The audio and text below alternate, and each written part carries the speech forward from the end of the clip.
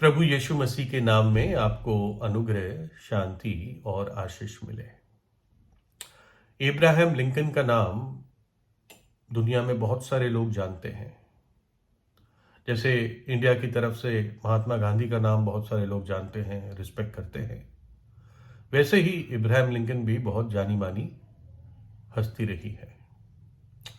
और ये अमेरिका के 16वें राष्ट्रपति रहे, 1861 ईस्वी से 1865 ईस्वी तक।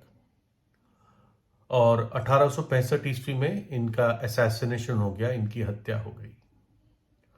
और इब्राहिम लिंकन का अमेरिका के इतिहास में बहुत बड़ा योगदान रहा। जब गुलामी थी, वहाँ पर सिविल वॉर हुई, नॉर्थ और साउथ के बीच में बहुत युद्ध हुआ, देश के अंदर ही। तो इनका बड़ा बहुत योगदान रहा। बाकी जो जिन्होंने सिविल वॉर की थी उनको वापस एक्सेप्ट करने में, उनको माफ़ करने में, गुलामी को हटाने में। तो अच्छे आदमी थे और बहुत छोटे बैकग्राउंड से ये इस बड़े पोस्ट पर पहुंचे थे, राष्ट्रपति के पोस्ट पे। लेकिन अपने शायद जवानी के दिनों में ये वकील का काम करते थे, अटर्नी थे कोर्ट में। तो एक बार इनके पास एक आदमी आया और कहने लगा कि मुझे एक मुकदमा करना है। एक व्यक्ति ने मेरे से कर्ज लिया है और उसने मेरा कर्ज, मेरा पैसा और जो सूद था वो वापस नहीं दिया। मैं उस पर केस करना चाहता हूँ। बोला कितने का केस करना चाहता है? बोला $2.5 का। उन दिनों $2.5 बहुत होते थे। जैसे इंडिया में एक आने दो आने में बहुत कुछ सामान मिल जाता था कई वर्षों पहले, मतलब कुछ सैकड़ों वर्ष पहले, तो वैसे ही वहाँ था। हो सकता है उस समय का $2.5 आज के $25,000 ना हो। तो उसने कहा मुझे $2.5 का केस करना है। तो इब्राहिम लिंकन ने उसको समझाया कि भाई गरीब आदमी है, कर्जा ले रखा है, इतना बड़े अमाउंट का तू उस पर मुकदमा क्यों कर रहा है? बोला बस मुझे करना है, मुझे बदला लेना है उस आदमी से। तो इब्राहिम लिंकन का ठीक है, अगर तू चाहता ही है तो मैं तेरा मुकदमा लड़ूंगा, लेकिन मेरी जो लीगल फी होगी वो $10 की होगी। तो आदमी मान गया। तो शायद उन्होंने एडवांस लिया। $10 में से उन्होंने $5 उस गरीब को दिए और उसे कहा जब तेरे पे मुकदमा हो तो इसको $2.5 दे देना और 2.5 तो अपने पास रख लेना। और ऐसा ही हुआ। तो कर्जदार भी आज़ाद हो गया। जो मुकदमा करना चाह रहा था वो भी बहुत सेटिस्फाइड था कि मैंने अपना बदला ले लिया। $2.5 लेने के लिए उसने $10 खर्च दिए, है ना। यानी 2.5 उसको मिले और सारे 7.5 उसके चले गए, है ना। तो ऐसे व्यक्ति बदला लेना चाहता है, क्षमा नहीं करना चाहता। प्रभु यीशु का एक चेला था जिसका नाम पतरस था। और पतरस ने प्रभु यीशु के पास आकर उससे कहा, हे प्रभु, यदि मेरा भाई अपराध करता रहे तो मैं कितनी बार उसे क्षमा करूं? क्या 7 बार? यीशु ने उससे कहा, मैं तुझसे ये नहीं कहता कि 7 बार, वरन 7 बार के 70 गुने तक। और फिर प्रभु ने एक उसको दृष्टांत बताया, इसलिए स्वर्ग का राज्य उस राजा के समान है जिसने अपने दासों से हिसाब लेना चाहा।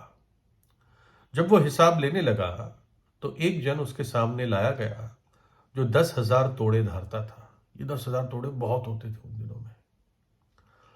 और जबकि चुकाने को उसके पास कुछ न था तो उसके स्वामी ने कहा कि ये और इसकी पत्नी और इसके लड़के बाले और जो कुछ इसका है सब बेचा जाए और वो कर्ज चुका दिया जाए। इस पर वो दास ने गिरकर उसे प्रणाम किया और कहा, हे स्वामी, धीरज धर, मैं सब कुछ भर दूंगा। तब उस दास के स्वामी ने, उस राजा ने तरस खाकर उसे छोड़ दिया और उसका धार क्षमा कर दिया। परंतु जब यही दास बाहर निकला तो उसके संगी दासों में से एक उसको मिला जो उसके 100 दिनार धारता था। उसने उसे पकड़कर उसका गला घोंटा और कहा, जो कुछ तू धारता है भर दे। इस पर उसका संगी दास गिरकर उससे विनती करने लगा, कि धीरज धर, मैं सब भर दूंगा। उसने ना माना, परंतु जाकर उसे बंदीगृह में डाल दिया कि जब तक कर्ज को भर ना दे तब तक वहीं रहे। उसके संगी दास ये जो हुआ था देखकर बहुत उदास हुए और जाकर अपने स्वामी को पूरा हाल बता दिया। तब उसके स्वामी ने उसको बुलाकर उससे कहा, हे दुष्दास, तूने जो मुझसे विनती की तो मैंने तो तेरा वह पूरा कर्ज क्षमा किया। तो जैसा मैंने तुझ पर दया की वैसे ही क्या तुझे भी अपने संगी दास पर दया करनी नहीं चाहिए थी? और उसके स्वामी ने क्रोध में आकर उसे दंड देने वालों के हाथ में सौंप दिया कि जब तक वो सब कर्जा भर ना दे तब तक उनके हाथ में रहे। इसी प्रकार यदि तुम में से हरेक अपने भाई को मन से क्षमा ना करोगे तो मेरा पिता जो स्वर्ग में है तुमसे भी वैसा ही करेगा। है ना? तो यहां पर प्रभु बताना चाह रहा है कि परमेश्वर तो बहुत बड़ा कर्जा भी माफ कर देता है जब एक व्यक्ति विनती और टूटेपन के साथ उसके सामने आता है। हमारे जो पाप का कर्ज है वो हमारे सोच समझ से बढ़कर है, हम भर नहीं सकते। उसको भरने के लिए परमेश्वर का पुत्र धरती पर आ गया। प्रभु यीशु मसीह ने उस पाप के कर्जे को भरने के लिए क्रूस पर अपना प्राण दे दिया। दुख उठा उठाकर उसने वो कीमत चुकाई। आपको याद होगा कि जब प्रभु यीशु क्रूस पर चढ़ाए गए तो उसके दाएं बाएं दो डाकू भी क्रूस पर चढ़ाए गए। दोनों प्रभु का मजाक बना रहे थे, बाइबल हमें समझाती है, दोनों। लेकिन थोड़ी देर बाद एक प्रभु यीशु से ही प्रार्थना करने लगता है। क्यों? क्योंकि जब प्रभु क्रूस पर था तो प्रभु ने एक वाक्य बोला, पिता इन्हें क्षमा कर, ये नहीं जानते ये क्या कर रहे हैं। जो जिन्होंने उस पर थूका, उसको मुक्के मारे, उसको कोड़े मारे, उसके कपड़े उतार दिए, उसके हाथ में कील ठोके, उसका मजाक बना रहे थे नीचे खड़े होकर, प्रभु यीशु ने प्रार्थना की, पिता इन्हें क्षमा कर, ये नहीं जानते ये क्या कर रहे हैं। और ये सुनकर एक डाकू का दिल पिघल गया। उसे खुद अपने पाप याद आए, वो घायल हुआ और उसने अपने दोस्त से कहा, भाई बस बंद कर अब तू, हमें तो अपने किए कराए की सजा तो मिल ही रही है, परंतु इस व्यक्ति ने तो कोई अनुचित अनर्थ काम नहीं किया। और फिर उसने प्रभु यीशु से उसी क्रूस पर, उसी दुख में, पीड़ा में प्रार्थना की, यीशु जब तू अपने राज्य में आए तो मुझे स्मरण रखना। उसने प्रभु यीशु को राजा करके ग्रहण किया, विश्वास किया कि जबकि यह क्रूस पर ऐसे दुख उठा रहा है, उसका पूरा चेहरा बिगाड़ दिया है, लेकिन ये राजा है इज़राइल का, ये राजाओं का राजा है जो जगत पर राज करने वाला है। उसने कहा बस मुझे स्मरण रखना। और प्रभु यीशु ने उसे प्रतिज्ञा दी कि आज ही तू मेरे साथ स्वर्गलोक में होगा, आज ही।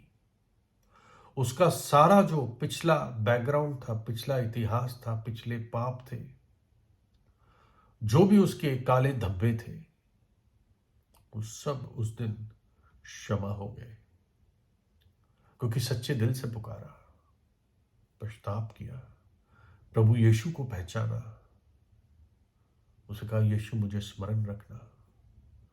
प्रभु ने कहा आज ही तेरा सब कुछ बदल जाएगा, तू मेरे साथ स्वर्गलोक में होगा। तेरा शरीर तो ये लोग शायद फेंक देंगे, लेकिन तेरी आत्मा अब मेरे साथ, मेरी उपस्थिति में स्वर्गलोक में होगी। और जब एक पापी पश्चाताप करता है और प्रभु यीशु पर विश्वास करता है, परमेश्वर का वचन उसको अनंत जीवन की प्रतिज्ञा देती है। और यही अनंत जीवन है कि वो तुझ एक अद्वितीय परमेश्वर को और यीशु मसीह को जाने, जिसको उसने भेजा है। प्रभु यीशु ने अपना प्राण मेरे और आपके लिए, हमारे पापों के लिए प्रायश्चित भरने के लिए उसने अपना प्राण दे दिया, अपना लहू बहाया, बलिदान हो गया और तीसरे दिन मृत्यु को में से जी उठा। उस पर विश्वास करें, है ना। उसके पास असीम क्षमा है, लेकिन एक पापी को खराई से, सच्चाई से, टूटेपन से, अपने हृदय की गहराई में और गहराई से प्रभु यीशु के पास आना चाहिए। प्रभु यीशु से प्रार्थना कीजिए, प्रभु यीशु आपको आशीष दे।